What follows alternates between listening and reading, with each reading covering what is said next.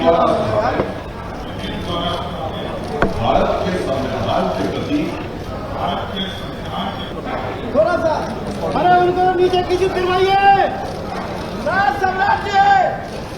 मुख्यमंत्री के बनने के बाद सम्राट चौधरी को लगातार शुभकामनाएं मिल रही हैं। सत्ता पक्ष की बात तो अलग है, विपक्ष से भी शुभकामनाएं मिल रही हैं। कल तेजस्वी यादव ने उन्हें शुभकामनाएं दी और उस शुभकामनाएं की चर्चा आज तक हो रही है। हालांकि उनकी बात हम बाद में करेंगे, लेकिन आज अभी जो हम कहने जा रहे हैं वह बातें हैं रोहिणी आचार्य की। उन्होंने बधाई तो नहीं दी, लेकिन तंज कसे हैं।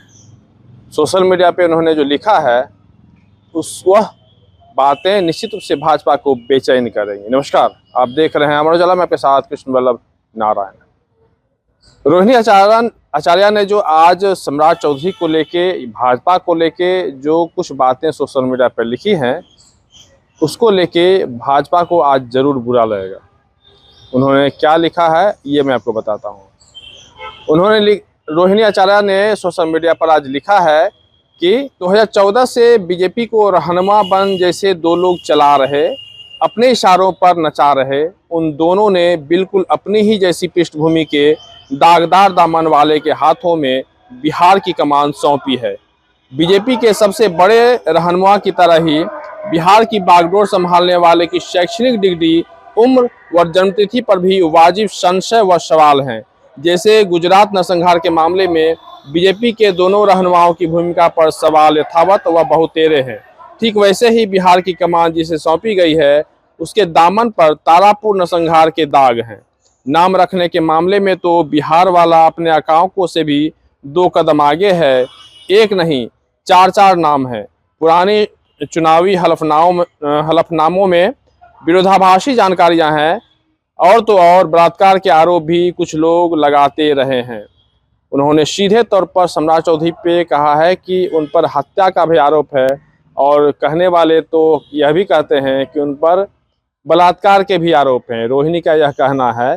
और आज जिस तरह से, हालांकि सोशल मीडिया पे रोहिणी आचार्य लगातार वह आती रही हैं और लिखती रही हैं।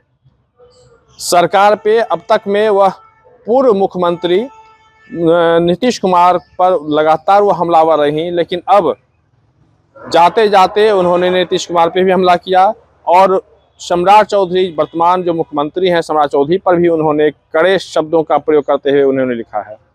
अब बात करते हैं कि तेजस्वी यादव की बात करें। कल तेजस्वी यादव ने जो बयान दिया, जो उन्होंने शुभकामनाएं दी हैं, उसमें 2 शब्दों का उन्होंने प्रयोग किया था। उन्होंने कहा था कि सम्राट चौधरी को बधाई इसलिए क्योंकि सम्राट चौधरी ने यह कसम खाई थी कि मुख्यमंत्री नीतीश कुमार को जब तक हम हटाएंगे नहीं तब तक पगड़ी खोलेंगे नहीं। उन्होंने ऐसा कहा था, यानी कि मुख्यमंत्री को हटाने की जो उन्होंने कसम खाई थी उसको उन्होंने पूरा किया। उन्होंने इससे पहले मुख्यमंत्री नीतीश कुमार, अब तो आज के समय में वह पूर्व मुख्यमंत्री हैं, लेकिन उन्होंने लिखा है कि नीतीश कुमार यानी इलेक्टेड मुख्यमंत्री नीतीश कुमार को हटाने की कसम को पूरा करने के लिए सम्राट चौधरी को बधाई। और फिर उन्होंने शब्द का प्रयोग किया सेलेक्टेड। उन्होंने लिखा कि सेलेक्टेड मुख्यमंत्री को, यानी सम्राट चौधरी सेलेक्टेड मुख्यमंत्री के रूप में उन्होंने शपथ लिया, इसके लिए सम्राट चौधरी को बधाई।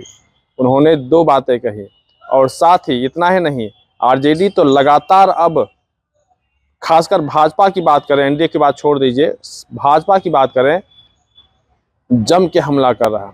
आज शक्ति सिंह यादव ने कहा कि अब तो कोई 7वीं फेल कहेगा ही नहीं, अब कहने का सवाल ही नहीं पैदा होता है, क्योंकि उनका सीधा इशारा था सम्राट चौधरी पर, मुख्यमंत्री सम्राट चौधरी पर सीधा इशारा था। उन्होंने कहा कि अब तो कोई 7वीं फेल कहेगा ही नहीं। उन्होंने इस संदर्भ में कहा क्योंकि अब तक सत्ता पक्ष लगातार नेता प्रतिपक्ष तेजस्वी यादव को कहते थे कि 9वीं फेल है, लेकिन अब कोई 9वीं फेल नहीं करेगा क्योंकि ऑलरेडी ये 7वीं फेल है।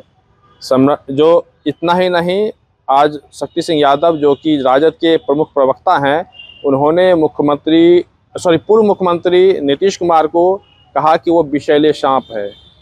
किस तरह से उन्होंने कहा है, क्या कुछ कहा है, आप उनकी बात को सुनिए, इसके बाद फिर हम आपको आगे की बात बता रहे हैं।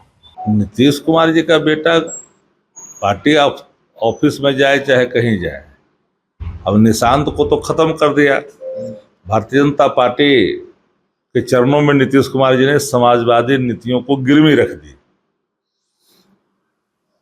विषैले सर्प के रूप में समाजवाद के याद किए जाएंगे नीतीश जी। सम्राट चौधरी जी ने जो संकल्प लिया था वो पूरा कर दिया कि हम नीतीश कुमार को गद्दी से उतारेंगे और कूड़ेदान में बिकेंगे। इलेक्टेड मुख्यमंत्री को बिक दिया और सिलेक्टेड मुख्यमंत्री के रूप में उन्होंने शपथ ले ली। 24वें मुख्यमंत्री के रूप में स्थापित हो गए। 25 से 30 फिर से नीतीश 3 महीना के अंदर ही इनको सब कर दिया मिलकर के फिनिश। बचा तो कुछ है नहीं। लड़ाई सीधे भाजपा से है राजद की, अब बीच में कोई है ही नहीं। ये सब लोग अब भारतीय जनता पार्टी के लंगड़े लुल्हे सहयोगी के रूप में याद किए जाएंगे। अब इनका कोई भविष्य है नहीं, भ्रम में जी रहे हैं लोग। जिन कारणों से इन्होंने इस्तीफा दिया, पूरा बिहार का बच्चा बच्चा जान गया है कि कारण क्या है। कारण छुपा अब नहीं है, क्या कारण? जो भी कारण हो छुपा हुआ नहीं है। आज तो सीबीआई भी यहाँ पर पूरी तरह से निकट हो गई ना भाई। चार्जशीट जमा नहीं कर पाई, बेल हो गया। न्याय तो नहीं मिला नीट छात्रा को। हमें इस पर ज्यादा कोई टिप्पणी नहीं करनी है, पर इतना तो तय है कि अब कोई बिहार की राजनीति में 7वां फेल नहीं कहेगा। राष्ट्रीय जनता दल के विश्वविद्यालय से निकला हुआ 7वां फेल भारतीय जनता पार्टी के, आरएसएस के डिलीट और पीएचडी पर भारी पड़ा। झंडा तो फहरा दिया। हमने बधाई दिया है कि बिहार की जो हालत खराब है, खजाने की हालत खराब है, शिक्षा स्वास्थ्य निचले पायदान पर है, प्रति व्यक्ति निवेश और आय जो है दोनों यहाँ जो है सबसे निचले पायदान पर है। अब्दुल बारी सिद्दीकी जी वहाँ पे गए थे, लेकिन तेजस्वी यादव नहीं पहुंचे। पार्टी के कोई एक व्यक्ति गए ना, कोई पार्टी से नामित किए गए थे जो गए। उन्होंने 2 शब्दों का प्रयोग किया था बधाई देते हुए तेजस्वी यादव ने, सिलेक्टेड और इलेक्टेड। क्या इलेक्टेड है? क्या सिलेक्टेड ही मुख्यमंत्री ने है ना? अरे घोड़ी कोई चढ़े और सिंदूरदान किसी से हो जाए, सिलेक्टेड ही मामला ना है, इलेक्टेड तो है नहीं। अभी आपने पूरी बातें सुनी कि किस तरह से शक्ति सिंह यादव ने सम्राट चौधरी की बात करें, भाजपा की बात करें, पूर्व मुख्यमंत्री नीतीश कुमार की बात करें और निशांत की बात करें। हालांकि निशांत के बारे में उन्होंने कहा कि निशांत अब क्या करेंगे।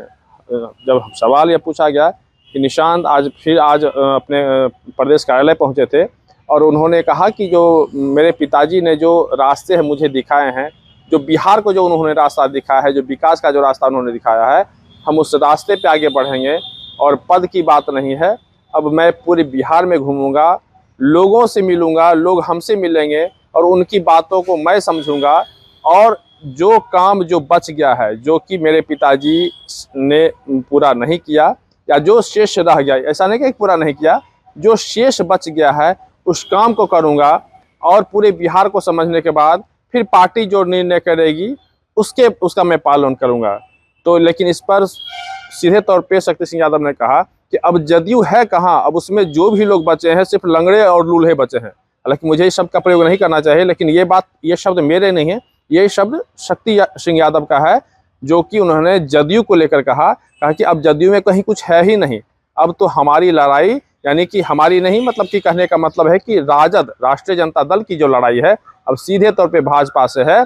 और जो भारतीय जनता पार्टी है उसकी सामने में सिर्फ अब एक ही पार्टी है, राष्ट्रीय जनता दल, क्योंकि अब जदयू तो है नहीं, जदयू समाप्त हो चुका है।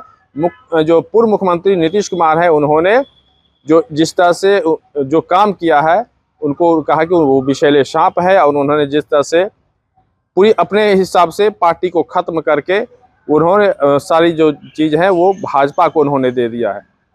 तो आप देख रहे हैं कि किस तरह से लगातार अब राजद है वो खुलकर भाजपा पर लगातार हमला हो रहा है, लोग कर रहा है।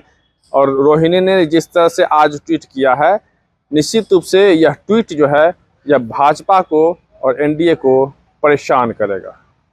पटना से अमर उजाला के लिए कृष्ण बल्लभ नारायण।